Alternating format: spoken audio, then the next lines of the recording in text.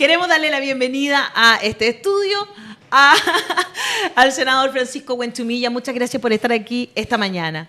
Hola, mucho gusto. Buen día, senador. Muchas gracias. Buenos días, encantado de estar con ustedes. Nosotros también estamos muy contentos y me imagino que usted es el más contento de todos, porque ayer hubo una elección en la DC, ¿verdad? Y finalmente ganó la opción que iba por apoyar el apruebo. Sí, fue un asunto bien complicado y bien peleado. No fue fácil la bien cosa. Complejo, no fue fácil, pero creo que fue muy contundente el apoyo de la gente de a pie, de la DC, que tiene, digamos, mucha gente a lo largo de Chile en los territorios, más allá de las cúpulas. Entonces, el pueblo demócrata cristiano estuvo en lo cierto, estuvo adecuadamente bien. Así que estamos contentos, digamos, por eso. Senador, hay una diferencia ahí entre las bases, digamos, quienes uno ve más cercano al pueblo, como las alcaldesas, por ejemplo, como Claudia Pizarro, ¿verdad? Como Yasna Proboste, ¿verdad? Que también pertenece a los pueblos originarios, ¿verdad? Entonces, como que ¿hay una diferencia entre las bases y las cúpulas de la DC en esto? Bueno, la DC es un partido desde su nacimiento pluriclasista, tiene mucha gente de distintos sectores sociales, pero al haber sido el primer partido grande en Chile en décadas pasadas, tiene una gran base territorial. Por eso tenemos muchos concejales y muchas alcaldesas y alcaldes. Y ellos representan al pueblo mismo de Chile. Entonces, todos esos militantes estuvieron a la altura de las circunstancias históricas y se dieron cuenta que era imposible volver a la Constitución de Pinochet, que eso significa el rechazo. Y por lo tanto estuvieron en la sana doctrina, y los que tenemos cargos de representación popular como senadores hicimos nuestro trabajo como corresponde a las funciones que cumplimos, y así que quedamos muy conformes, digamos, con el proceso que se llevó a cabo al interior de la ADC. Hassan. Sí, senador, es bien interesante la posición de la DC en esta pasada. Es cierto que la DC se fundó como un partido policlasista que tiene representantes profesionales, representantes de pobladores, de todo, pero también se fundó como un partido ideológico, un partido que tenía una visión, la vía no capitalista al desarrollo, una idea del socialismo comunitario, las ideas de Jacques Maritain. O sea, es un partido que tiene un trasfondo de ideas, de doctrina. Y, por supuesto, la doctrina tiene distintas interpretaciones, entonces hay un espacio para discrepancia. Pero ¿en qué momento las posiciones de ciertos representantes o exrepresentantes de la democracia cristiana salen de ese espacio? No hay un máximo de estirar el elástico hasta que no se pueda decir que eso es un partido coherente? Lo que sucede es que la DC nace cuando el mundo era bipolar y existía el socialismo real, el comunismo y el capitalismo desenfrenado en la década del 30, de los 40, y después se produce el colapso del comunismo, ¿no es cierto?, en el año 89-90, y bueno, y viene toda la globalización, y viene el neoliberalismo, y entonces ahí se empiezan a perder las redes, digamos, o sea, las bases de lo que era esa doctrina primitiva, ¿no? Y entonces el neoliberalismo permea todo el mundo, la globalización, el individualismo. Y creo que ahí algunos se apartaron de eso y empezaron a buscar un destino distinto. Y creo que eso generó, digamos, una decadencia al final de la DC, que se debate entre dos almas, que uno quiere seguir pensando, digamos, que el individualismo que representa el neoliberalismo no me representa a mí. Y hay otros que piensan, digamos, de una manera distinta, y ahí hemos tenido esta discordancia y también esta decadencia, digamos, que hoy día se ha encontrado la DC, digamos, de tener 40 diputados cuando yo llegué el año 90, y yo entré desde los principios de la democracia, y ahora, digamos, estamos en la parte baja de la tabla, entonces hay un tremendo desafío. Claro. Hay un cambio ahí y tiene que ver, creo, sin ser politólogo también, con formas que en el fondo fueron alejando a la gente de la base ciudadana del partido, de sus directivas. Y ahí también, en ese espacio que habla Hassan, uno puede entender que pueden haber discrepancias, ¿cierto? y discrepancias legítimas, incluso posturas que son abiertamente discordantes.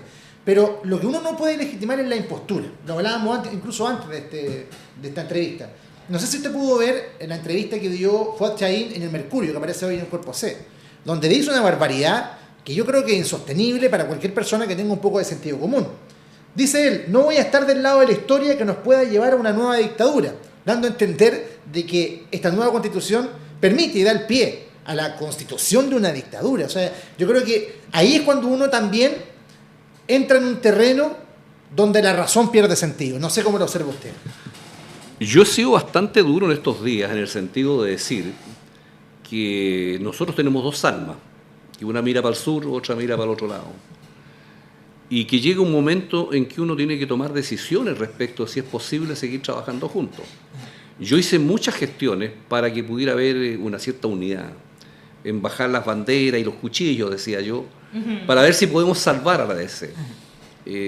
Esos intentos no fueron fructíferos, fracasaron, porque hay una lógica de controlar el poder interno de la DC, donde Fuad es un experto en eso. Eso significa controlar un partido chico, pero que teniendo unos cuantos diputados y senadores te permite negociar para lado y lado, digamos. Exacto. Y entonces tú te vas olvidando de las ideas, de lo que eres, de tu cuento, de tu relato, de la mirada que tiene que tener la gente que pregunta: ¿y qué es este partido? Y te encuentras con que es un partido pragmático, que lo que le interesa es el manejo del poder. Entonces, un partido sin ideas no tiene destino. Y ahí tenemos entonces un tema. Ahora, ¿qué va a pasar ahora que ganó el apruebo? ¿Cómo va a reaccionar el conjunto de personas que han estado en otra? Francamente, por el rechazo. Es una noticia, como dicen los periodistas, en desarrollo, porque yo espero que podamos tener, digamos, una definición respecto a qué es lo que va a pasar, porque el partido oficialmente está por el apruebo. Y por lo tanto es impensable que alguien salga también oficialmente, por su cuenta, diciendo: mire, yo estoy ahora en otra. Bueno, ahí tendremos que tomar algunas definiciones.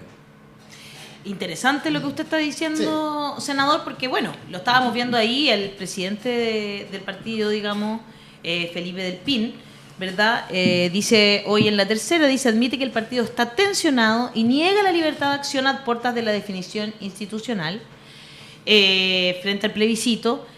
Y también usted dijo algo bien interesante, que apuesta por una disolución amigable.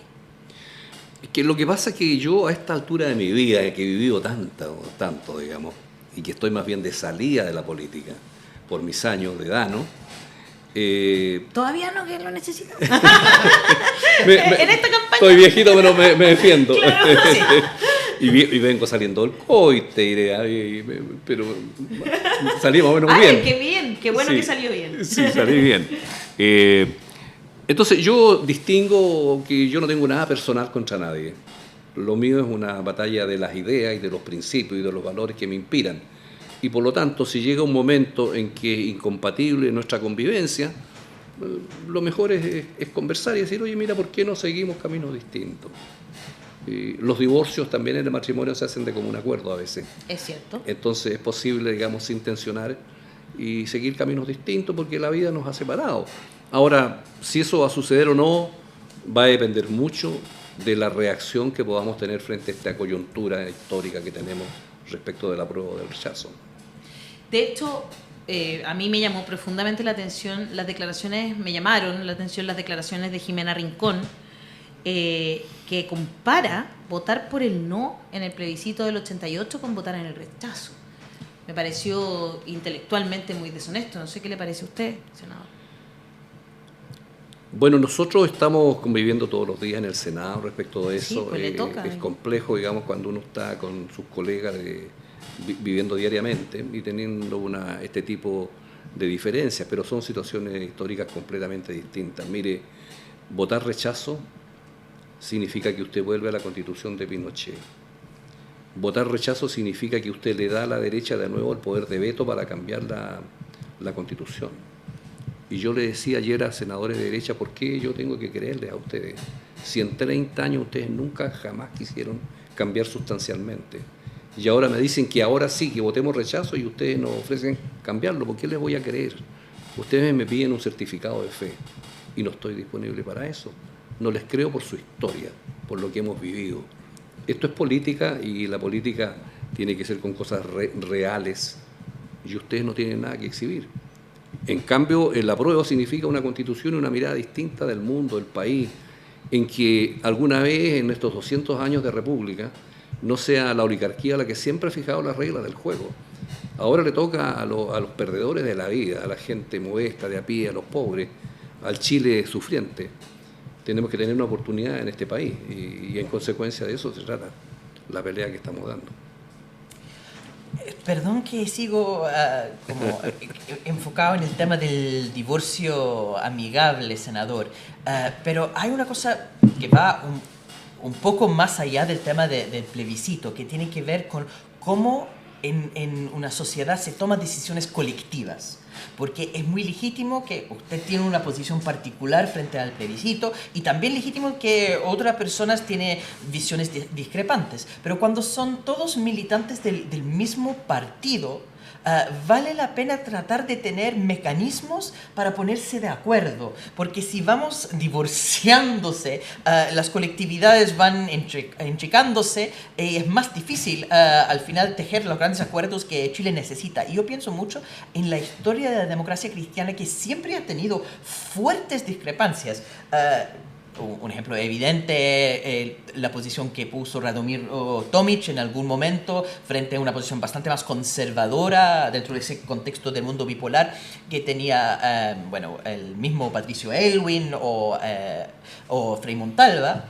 Pero lo interesante es que incluso con choques tan fuertes que llegaron en el mundo de tensión máxima con la dictadura cívico-militar, cuando hay una carta de los 13 que en el momento mismo del golpe de Estado ciertos demócratas cristianos denuncian la Junta y otros como Elwin y Frei toman una posición más ambigua y eso va decantando en una posición de consenso en contra de la dictadura hasta el momento en que, por ejemplo, expulsan a Juan de Dios Carmona, que fue ministro de Frei Montalva, y el momento en que él decide ser parte de la dictadura, bueno, lo iban a expulsar y él termina renunciando antes, pero el punto donde el pueblo demócrata cristiano decide que hay ciertas posiciones inaceptables. Entonces hay una diversidad de opiniones muy fuerte en la DC, incluso uno podría decir más fuerte que ahora, porque estamos hablando de colaborar con una dictadura cívico-militar,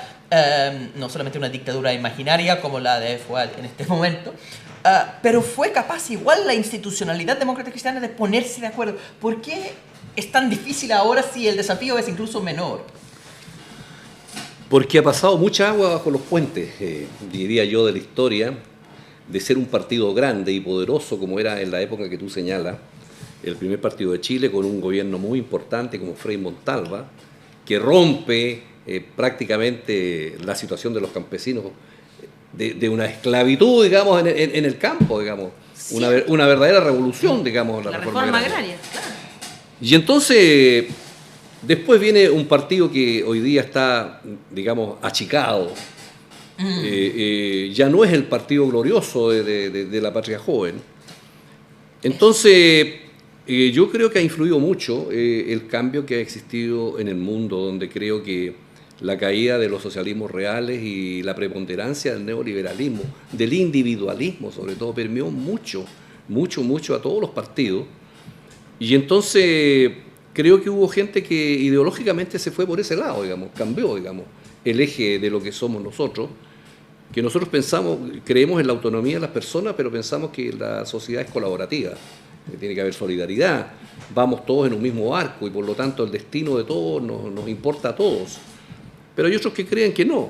Entonces, esa convivencia se ha deteriorado notablemente, de manera lamentable, y no ha sido posible colocarse de acuerdo. Francamente, tenemos ahí un tema, porque todas las sociedades humanas no hay unanimidad, ¿no? Siempre hay discrepancia, y algunos tenemos un alto grado de tolerancia, y yo creo en el diálogo y en la posibilidad de llegar a acuerdos, pero a pesar de los esfuerzos que yo he hecho no hemos logrado, y otros, no hemos logrado tener un consenso. No tenemos un consenso en esto tan básico como era el apruebo o el rechazo, en una cosa que no tiene nada que ver con los procesos pasados, ¿te fijas tú? Que no son tan graves como tú señalas, efectivamente. Y sin embargo, a pesar de eso, tenemos esta discrepancia. ¿Qué es lo que hay detrás de eso? Tengo varias hipótesis, pero cuando escriba mi memoria las voy a contar. Vamos, Con una nos conformamos, ¿ah? Con una sola. Sí, el prólogo adelante. Oye, vamos a ir a escuchar justamente a la senadora Rincón para mostrar cuáles son estas diferencias. Después podríamos ver la respuesta de Claudia Pizarro, que fue magistral, No, voy a decir. extraordinaria. Extraordinaria, ¿sí o no? Extraordinaria. Pero aquí está lo que dijo Jimena Rincón luego de la junta de anoche, senador Buenchupilla. Sin lograr los 2/3%, ha optado por el apruebo. Esta decisión no recoge el sentir mayoritario de la democracia cristiana en las bases. Nosotros queríamos un militante, un voto para tomar esta decisión. Creo profundamente que el sentir mayoritario de mi partido, de los militantes de mi partido, no está con la opción que ha tomado la Junta Nacional. En virtud de aquello, recorreré incansablemente cada rincón de nuestra patria para poder explicar cuál es el fundamento de mi opción rechazo. Creo que tenemos que, tal como lo hicimos el año 88, en que nos atrevimos a decir que no, en esta oportunidad, en democracia, para defenderla, tenemos que atrevernos a estar en contra y votar rechazo. Hoy la Junta Nacional... No me escucho. Ahí sí. Vuelve a decir lo del no y el rechazo. ¿Ah? Vuelve a hacer Para mí esa no tiene nada que ver, comparación. porque el no tenía una épica. El rechazo hoy día no tiene ninguna épica. Ninguna. Pero es que además el no es como un falto de respeto a mi gusto también con tantas personas que durante la dictadura lucharon y perdieron sus vidas, ¿no? Como que hacer una comparación con eso es bastante deshonesto, por eso decía yo.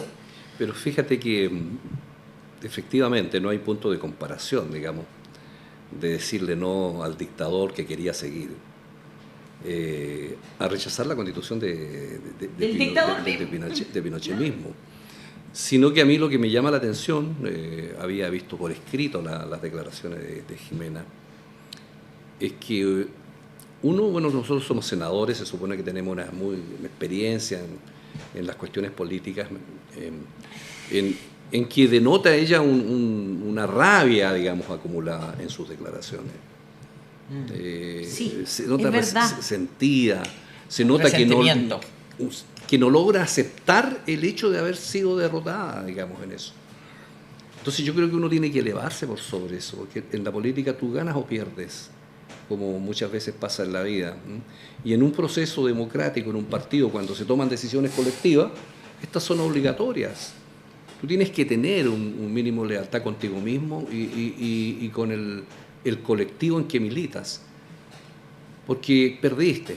Porque si no, ¿para qué militas? Claro. No te podís llevar la pelota para la casa, Sí. Claro. como el niño chico que perdió. Eso le dijo Claudia Pizarro también, en su tweet. Exactamente. Entonces yo creo que, yo espero que con el curso de los días esto decante y la gente se tranquilice y vea, digamos, que tiene que aceptar, digamos, esta derrota, o si no, tomar otras decisiones, pero, digamos, creo que hay un desafío a la directiva, a la institucionalidad, de decir, mire, yo a pesar de que ganó la prueba voy a recorrer el país en contra de ustedes, Claro. diciendo, digamos, que hay que votar rechazo. Tanto así que en este momento, mientras nosotros estamos conversando, hoy a las 11:30, tengo aquí el comunicado, dice, agregado de pauta, hoy jueves 7 de junio, 11:30, Jardines del ex Congreso de Santiago, la senadora Jimena Rincón, el senador Matías Walker y el ex constituyente Fuad Chaín se referirán a la desazón de la democracia cristiana para apoyar el apruebo. ¿Qué buscan? ¿Que los expulsen del partido? Por eso yo decía delante que había una noticia en desarrollo, que yo no sé cuál va a ser el escenario que se va a producir en estos días, respecto de la reacción de todos ellos, y por eso que yo también dije esta semana lo dije, que había dos almas y que probablemente yo llamaba a que si es así, pudiéramos tomar una decisión, digamos, de común acuerdo. Y si no, la historia seguirá su curso y veremos qué es lo que pasa, digamos, en las próximas semanas. Sí, es verdad.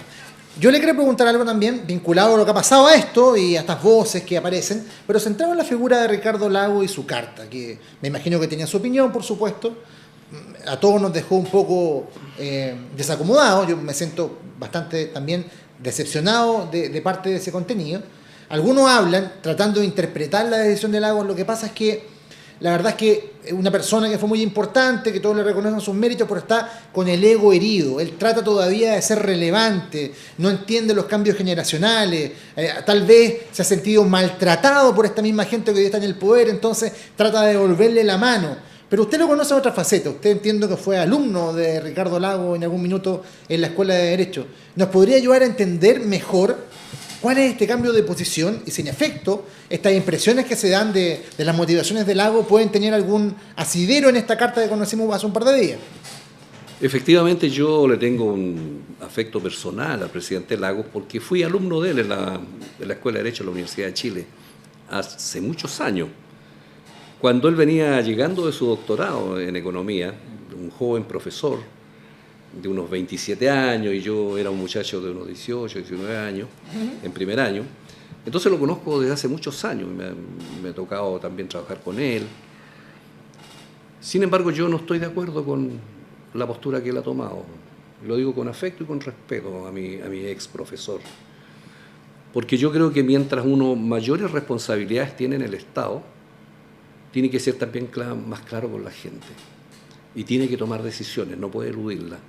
Porque aquí la alternativa constitucional y política es que hay un apruebo y un rechazo. Y sobre esa materia uno tiene que pronunciarse, no puede eludir, porque la gente espera de sus líderes una luz que te ilumine el camino respecto de los grandes temas que hay. Eso es lo primero. Lo segundo es que cuando él dice si gana el apruebo vamos a hacer esto y si gana el rechazo vamos a hacer esto, en el fondo está diciendo que da lo mismo votar apruebo o rechazo. Y cuando tú dices da lo mismo votar apruebo o rechazo, entonces la gente vota rechazo. Porque el presidente Lagos dijo que da lo mismo, porque después viene otro.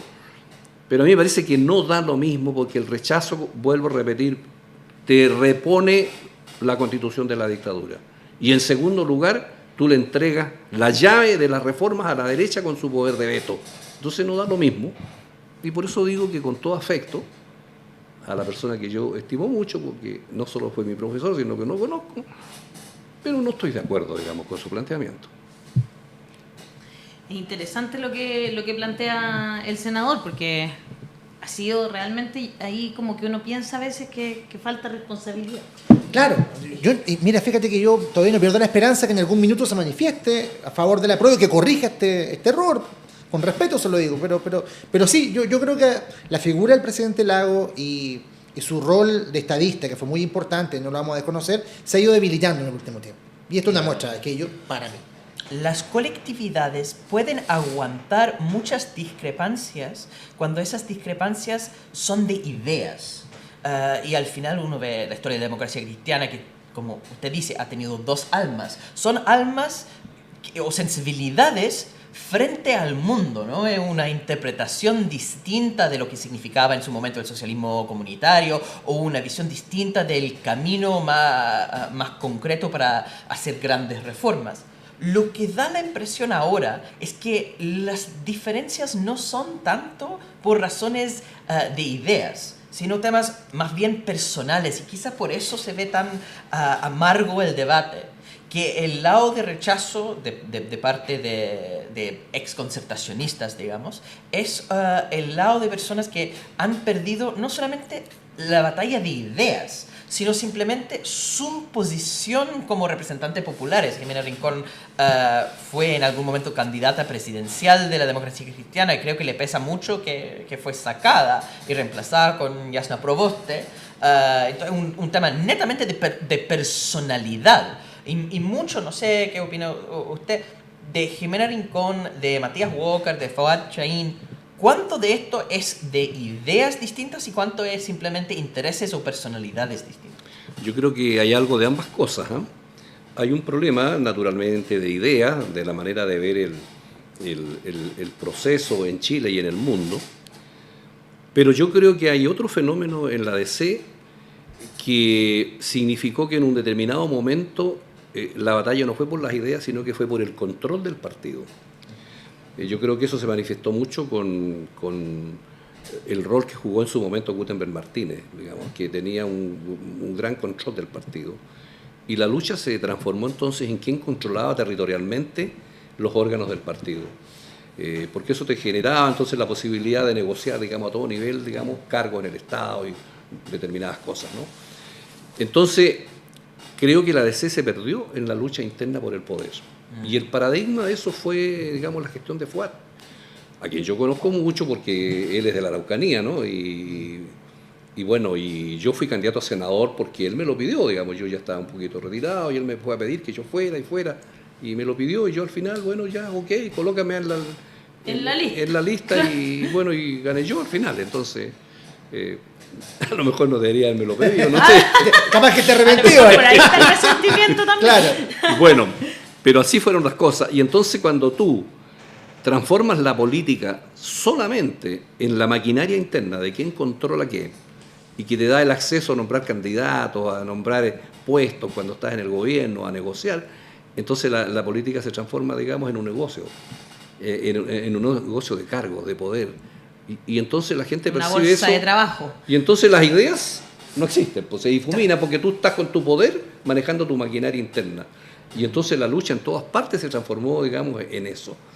Entonces yo creo que, y yo vuelvo a repetir, un partido que no tiene idea respecto de la vida, del acontecer, de la economía, de la justicia, de la pobreza, de lo que se necesita en este mundo, un partido sin ideas que conduzca, está destinado a desaparecer.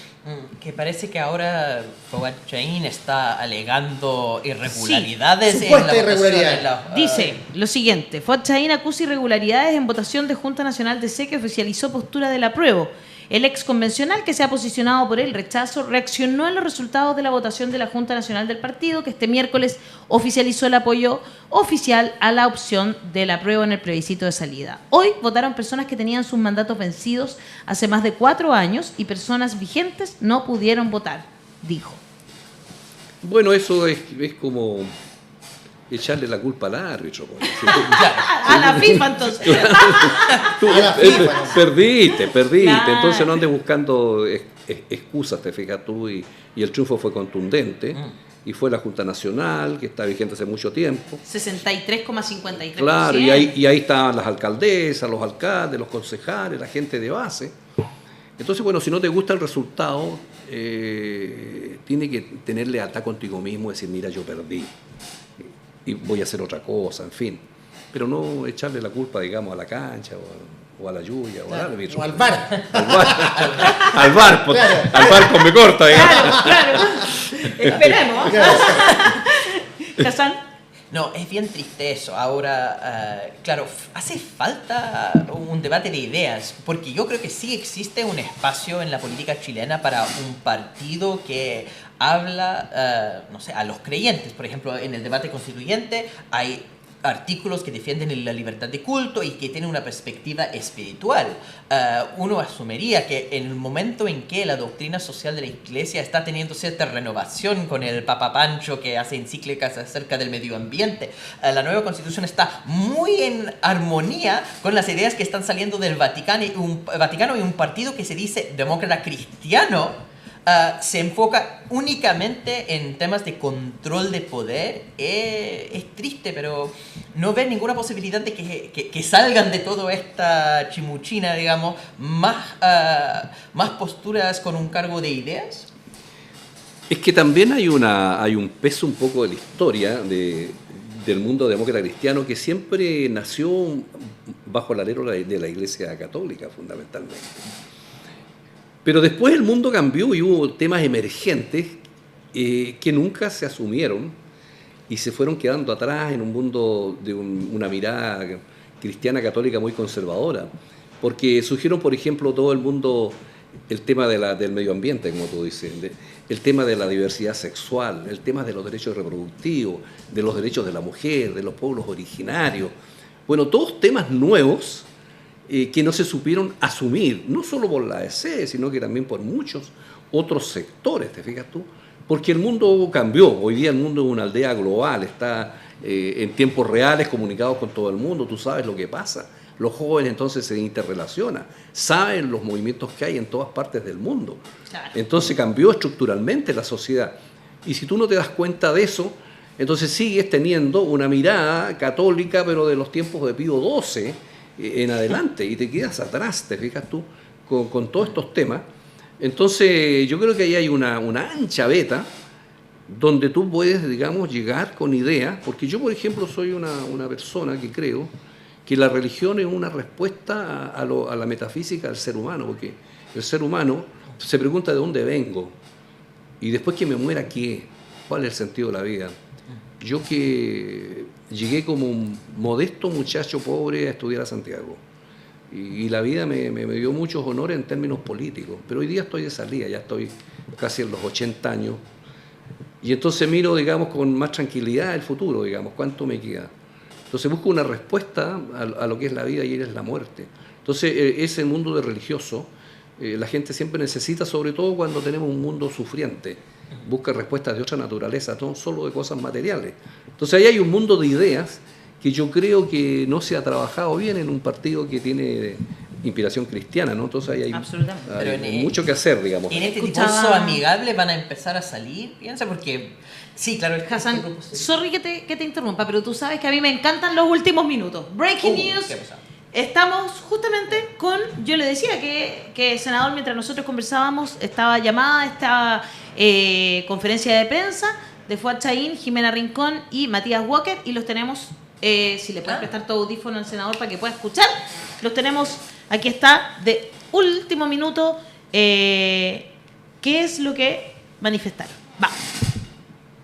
Nacional de ayer, para nosotros al menos, no fue sorpresivo, toda vez que las condiciones que se generaron fueron justamente para poder lograr ese resultado, que nosotros respetamos. Nosotros entendemos que entonces la institucionalidad del partido, las banderas, los espacios en la franja, van a estar con una opción que siempre dijimos que era completamente legítima, la opción del apruebo. Nosotros, en primer lugar, impulsamos que esta decisión la tomara la base militante de la democracia cristiana a través de un militante, un voto, luego de un proceso de discusión, de deliberación informada, porque eso nos parecía completamente democrático y para nosotros al menos iba a ser vinculante. Ante la negativa del partido, junto, en mi caso, a otros 8 expresidentes de la democracia cristiana, lo que hicimos fue enviarle una carta a la directiva pidiendo entonces que tuviésemos libertad de acción. Lamentablemente eso ni siquiera se sometió a la Junta Nacional. No nos permitieron ni siquiera que la Junta votara esa posibilidad. Lo lamentamos mucho, respetamos la decisión, pero el propio voto político aprobado señala que se respeta la libertad de conciencia. Y nosotros, en conciencia, no solo vamos a votar por la opción rechazo para continuar trabajando en un nuevo texto constitucional que realmente nos una, nos reencuentre, que tome lo mejor de este proceso, que son los derechos sociales, pero que genere las condiciones para que ese Estado social y democrático de derechos sea una realidad y no una ilusión, que dé estabilidad política, seguridad, que garantice mínimos de dignidad, pero también de libertad y seguridad. Y ahí hubo como una especie de definición, ¿no? Claro. Por lo menos bajó la guardia respecto a la irregularidad de la elección, ¿cierto? Porque, sí, por lo menos no se refiere a eso. ¿Qué le parecieron las palabras de Fuad Chaín? A mí me parece que es un argumento rebuscado, porque la libertad de conciencia significa que tú en el silencio de la urna, digamos, podrás tomar tu decisión. Pero como tú eres miembro de un partido político, el partido político se expresa a través de sus organismos correspondientes cuando toma decisiones colectivas. Y tú le das una señal a la gente diciéndole, mire, este partido, esta es su decisión, esto es lo que piensa. Y por lo tanto eso es vinculante para todos los militantes, sobre todo cuando son militantes que han tenido cargos importantes. Estamos hablando de 2 senadores y alguien que fue presidente del partido, que busque la expresión, mire, libertad de conciencia para decir, mire, ahora mi conciencia la saco para afuera y me pongo a trabajar en contra de lo que dijo la Junta Nacional y lo que dice la Directiva Nacional. Entonces a mí me parece que se están buscando pretextos para seguir con el rechazo, para seguir provocando a la Junta Nacional, para seguir provocando a la Directiva. Entonces no me parece que sean armas leales con las cuales se juega en dirigentes de esta naturaleza. Entonces, bueno, esas son las discrepancias que tenemos. Dijeron que no van a renunciar, ¿ah? Está bien, digamos, ya veremos qué es lo que va a pasar y cuál va a ser la reacción de la directiva. ¿Sería legítimo expulsarlos? A mí me parece que hay que esperar cuál va a ser el posicionamiento público que se va a tener respecto del rechazo y hay que verlo en su mérito. No me gusta a mí adelantarme a escenarios hipotéticos, sino que cuando estén los hechos concretos y definidos, pero se da un poco lo que yo señalaba.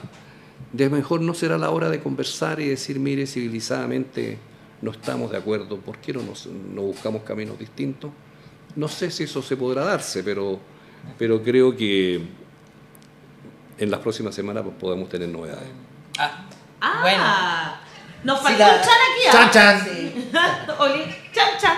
Es que es la realidad de la situación al final, que es si van a ponerse de acuerdo con una opción que mantiene la Constitución de Pinochet, están poniéndose en la posición de Juan de Dios Carmona. O sea, hay historia de demócratas cristianos que han apoyado dictaduras y han tenido que salir del partido por eso. Entonces, sería dentro de la tradición del partido. Escuchemos lo que dice Jimena Rincón justamente sobre eso mismo. Préstale tu audífono otra vez, Casa, perdóname. Vamos a comprar más audífonos, senador, no se preocupe, a fin de mes vamos a estar por impecable. Aquí está. La democracia cristiana a los 14 años me he mantenido en mi partido, a pesar de que no he compartido muchas veces las decisiones que se toman. La última es conocida por todos, esta misma junta la tomó, por cierto. Por lo tanto, yo voy a actuar de acuerdo a mis convicciones y obviamente voy a trabajar con todos aquellos que creemos que el texto que se nos propone no es bueno para el país. Y quiero ser clara en esto, para todas y todos los chilenos, lo que votamos el 4 de septiembre es el texto de la Constituyente del 2022, no la Constitución de Pinochet o Lagos, no. Votamos eso, si es bueno o es malo, si le sirve o no le sirve al país. ¿Y qué es lo que pasa después? Si se impone la opción rechazo porque no es buena para el país, tenemos que construir esa nueva Constitución que le sirva al Chile. De a uno. Ahí está, bueno. Ahí está, básicamente ella, claro, dice que este texto, digamos, sería entonces peor que tener la Sí, po.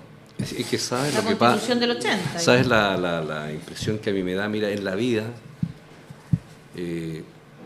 tú tienes que ser leal contigo mismo y con tus camaradas y tus amigos. Si tú estás en una sociedad libremente, donde fuiste, en este caso un partido, si tú no estás de acuerdo, tienes legítimo derecho a no estar de acuerdo. Pero lo que no puedes hacer es andar buscando pretextos para justificar tu postura después que perdiste. Si tú perdiste, acepta la derrota, es la vida. Tú en la vida a veces has estado arriba, has ganado, y otras veces la gente te ha dicho que no. Entonces, eso es lo que no le gusta a la gente, que cuando los políticos andan tratando de autojustificarse respecto de sus posturas que tienen, y llegarlos hasta el final. Ellos perdieron. Quédense callados, eso es lo que corresponde. ¿Qué dice nuestro público? Más o menos lo mismo. Dice Adolfo Carballo, dice tener a estos tres hablando es la mejor campaña del apruebo. Fabiola Collado dice, está hablando Chaín y dice que no cederá a la amenaza de delincuentes. Ja, ja, ja. Rafael Sufán dice, el no del 88 fue contra del dictador y el apruebo de ahora es en contra de la constitución del dictador. Apruebo, dice. Andrés Kreuzberg dice, los de C por su bien deberían volver a ser socialdemócratas. Michel Pacheco, eso somos para esta clase, una pelota en juego que le genera dinero. Raquel Parada dice, apruebo, Chile, un Estado social, democrático, de derecho, plurinacional, intercultural, regional y ecológico. El 4 de septiembre venceremos y será hermoso. Adán me dice, la TV le daba pantalla a Chaín, el único constituyente de la DC. ¿Sintió usted que le han dado mucha más pantalla de la que merecen a quienes estaban dentro de la DC por el rechazo que a quienes estaban por el apruebo? Mira, dicen que la política es sin llorar. Yo lo tengo claro, digamos. Yo discrepo con eso, ¿eh? Yo creo que uno no tiene por qué estar aceptando cualquier cosa, Sí. a veces hay que llorar, ¿no? Pero me refiero a lo siguiente. Por ejemplo, medios nacionales, bueno, a mí no me colocan ni en pie de página, digamos, no obstante que yo tengo opinión. Pero trato de darla, digamos, en los medios alternativos y doy mi opinión. Y sin embargo, digamos, los grandes conglomerados de la derecha le han dado una tribuna a la gente que está por el rechazo de una manera, digamos, escandalosa. ¿Por qué, digamos, tanto interés en eso? ¿Por qué cree usted? Porque hay un diseño de defensa de los intereses de los grupos económicos, y todo lo que sea funcional a eso le dan relevancia, y todo lo que esté en contra de eso lo ignoran, lo invisibilizan, no lo invitan ni a los canales, ni en grandes entrevistas. Bueno, es así. Entonces tú te encuentras con eso, por eso te digo que sin llorar, yo sé que esto es así, ¿qué le voy a hacer? Claro, ¿te fijas tú? llevamos años lidiando con esto. Claro. Y un rechazo también sin propuesta, porque, mira, incluso les voy a sugerir un camino a esta gente. Porque este texto que está acá, algunos pueden estar en contra de algunas cosas, no puede ser 100% malo. Algunos podrán decir, hay cosas que no me agradan, pero este texto tiene cosas muy destacadas para mí. Por ejemplo, el tema de la vivienda digna, los derechos y el establecimiento de reivindicación que se establece para los pueblos originarios. Por supuesto que también todo lo que respecta a los derechos de agua. Te cito 3 cosas. Entonces, si ellos están por el rechazo y quieren ir un paso más allá, que nos digan de este texto, ¿qué conservarían? ¿Cuál es el piso mínimo para empezar a charlar en el caso que gane el rechazo? Porque hasta el minuto, salvo de comunicar su decisión y de vociferar muchas veces con fake news o hipérboles de algunos argumentos que aparecen acá y que hemos comprobado que no son reales, no han dado una sola idea de lo que viene y ninguna garantía de cuál va a ser la base sobre la que empezaríamos a dialogar si es que gana el rechazo. Claro, ahí hay una buena opinión de Rodrigo, digamos, y de nuestro público. Clara Mella dice, la señora Rincón, si está en silencio, es mejor. Hace verso incluso. Catalina Corbalán dice, corresponde la expulsión, pues dijo Rincón que seguirá trabajando por su opción.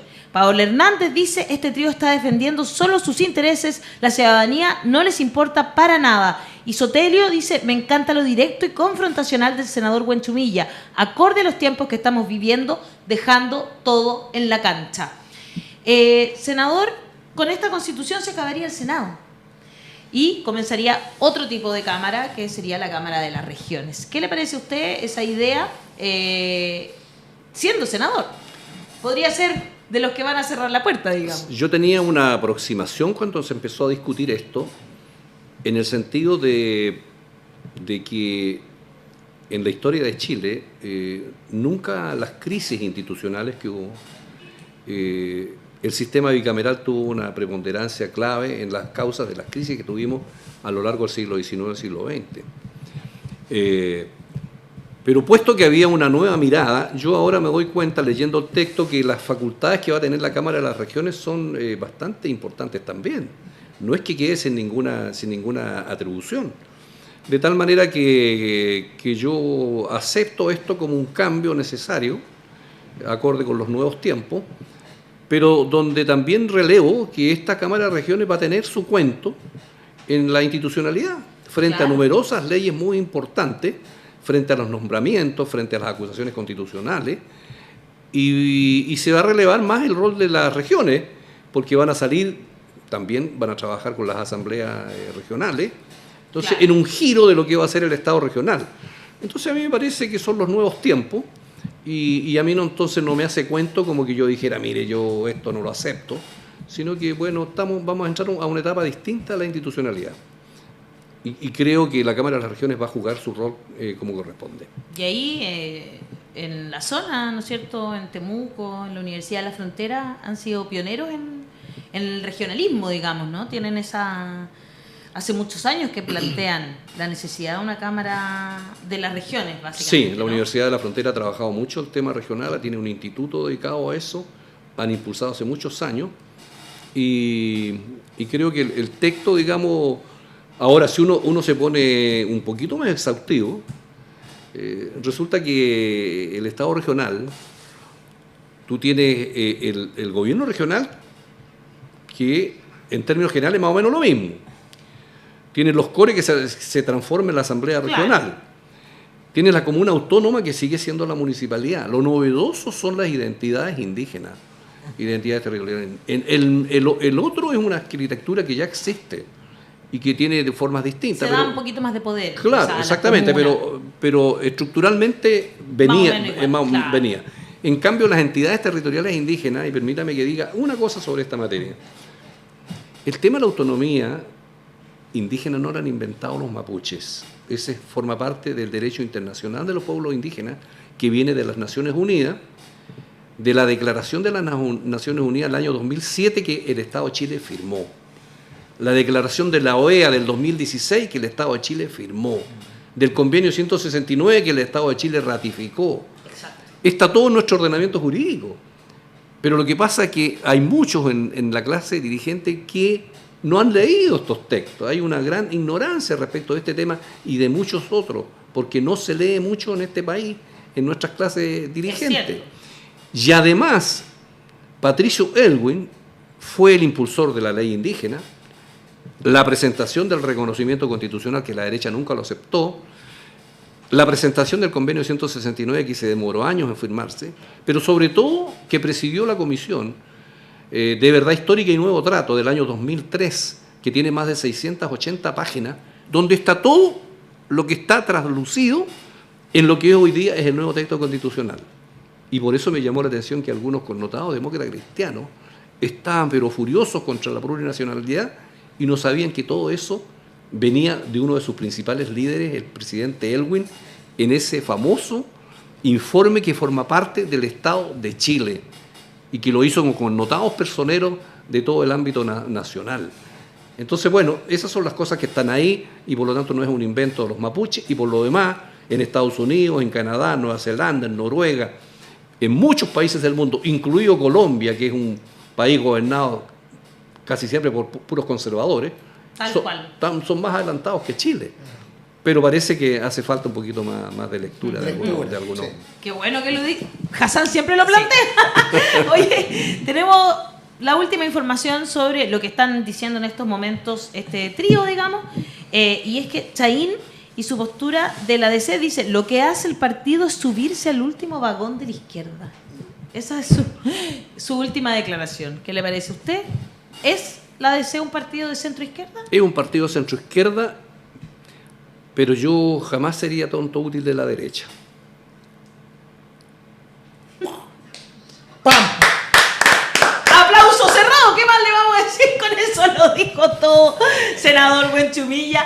Le voy a leer unos últimos comentarios que le está mandando el público. Alex Tirado dice: Buenchumilla es de esos legisladores que reconocen los tiempos y no se vende al poder que ostenta. Muy diferente a Rincón.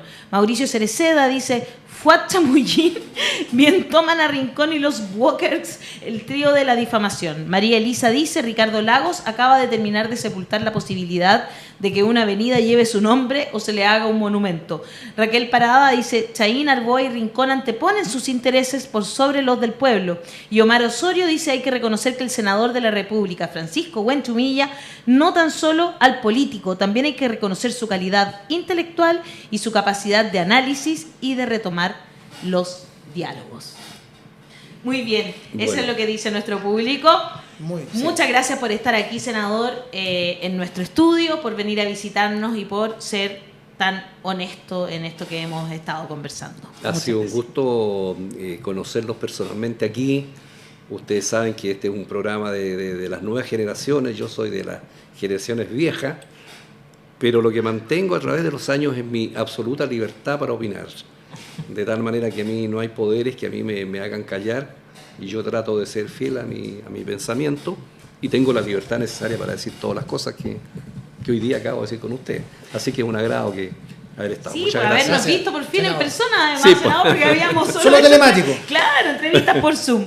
Con eso nos despedimos nosotros del programa del día de hoy. Recuerde que a las 8:30 de la noche, La Voz Municipal. Hoy día voy a estar con la alcaldesa de Villa Alemana, Javiera Toledo, en la animación, y como entrevistado va a estar Jorge Charp. Así que vamos a estar los tres ahí, va a estar entretenido eso. Le gustó a Jorge Charp, ¿eh? Le gusta estar ahí en La Voz Municipal. Cantan las comunicaciones también. Saludos pero para está Jorge. muy bien también que personas, me parece que están en el poder, también tengan una posibilidad de comunicar, y sobre todo el poder territorial, como bien lo Que es lo más destacó importante muchas para mí. veces el senador aquí, porque pucha que nos cuesta a veces a los que estamos, yo soy concejala también por Ñuñoa, no sé si usted sabe, senador, entonces nos cuesta a veces poner nuestros temas, pero hoy día vamos a conversar sobre salud con perspectiva de género. Eso es lo que vamos a conversar hoy día 20 con horas. dirigentes que están en la salud, en su CEFAM, ¿verdad? Y que representan a sus territorios ahí.